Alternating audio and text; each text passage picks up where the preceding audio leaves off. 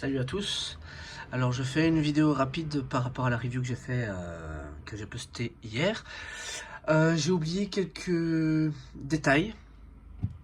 Donc je vais relever ces petits détails là et un de mes amis m'a fait remonter effectivement que je n'ai pas fait de session posing à la fin et que j'avais oublié de faire un comparatif de taille avec une autre figurine Batman. Donc on va commencer par le comparatif de taille. Alors, le comparatif de taille en fait concerne une figurine qui a été sortie par Amazing Yamaguchi l'année dernière, si je me trompe pas. J'avoue que j'ai plus trop les dates. Ça concerne la figurine de Batman de la série Arkham Knight, enfin du jeu Arkham Knight, pardon. Donc on va rapidement comparer les deux. Et l'une des raisons pour lesquelles je n'avais pas fait le comparatif, c'est que en réalité, à l'heure actuelle, j'ai en tête la version qui va sortir prochainement de LPZZ, qui est une compagnie chinoise encore, mais qui a, à l'instar de Inart, la licence aussi. Donc c'est un produit tout ce qui est de plus légal, tout ce qui est de plus officiel. Donc on va quand même comparer avec la Amazing Yamaguchi. Donc la voici. Donc c'est le Batman d'Arkham Knight, qui a un petit peu du mal à tenir debout. Alors on va pouvoir comparer en termes de taille avec justement la figurine de chez Inart. On voit que le Batman d'Arkham Knight est un petit peu plus haut, je dirais même ouais, légèrement plus haut. À savoir que normalement, bon, je fais un petit peu attention aux tailles, mais j'avoue que pour la version Arkham Knight, moi je préfère avoir un Batman qui est plutôt grand.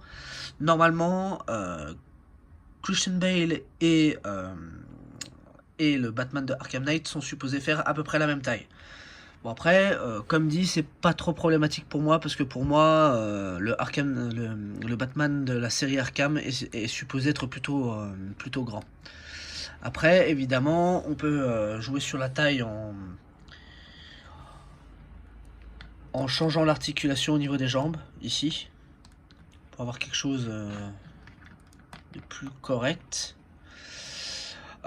Donc voilà, ça c'est le comparatif avec la figurine de chez Amazing Yamaguchi. L'un des détails que j'avais oublié, mais que j'ai précisé quand même en description, c'est qu'il y avait une autre articulation en fait au niveau des bottes en fait. Il y a un cut ici, il y a une coupure ici en fait. Il y a une coupure qui permet d'avoir une rotation en réalité. Donc ça, j'ai malheureusement complètement oublié. Après, j'avoue que j'ai tourné la vidéo assez tard. Donc j'étais un peu fatigué. Pour ce qui est du posing, je pense que je vais publier quelques photos dans un post pour que vous puissiez voir un peu plus en détail le posing. Parce que là, rapidement, ce que je peux faire, c'est par exemple une pose de combat. Hop. En jouant avec les pieds. Donc on a une pose de combat, bon c'est pas celle que prend Christian Bale. Généralement la pose de Christian Bale va être un peu plus dans... alors, elle va être un peu plus comme ça.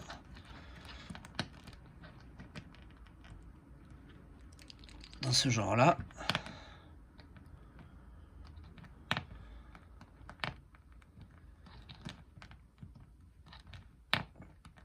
C'est juste moi qui essaye d'apprendre à utiliser la figurine, bien évidemment. Voilà, donc là on est sur une pose un peu plus classique de ce que fait Christian Bale dans les films. Bon, après on peut évidemment faire, et ça je l'avais pas montré, mais j'aurais dû, on peut évidemment faire un high kick dans ce genre là. évidemment, je mettrai en photo dans ce même post une photo justement où on voit un peu mieux le high kick. Parce que là, avec mes doigts, c'est vrai que ça ne rend pas forcément bien. Donc voilà, en soi, c'est ces détails que j'avais oubliés. Je tiens à remercier cet ami qui m'a donné de bons conseils. Pour les prochaines vidéos, je pense que je vais faire un petit peu de montage pour éviter justement des blancs que je peux faire.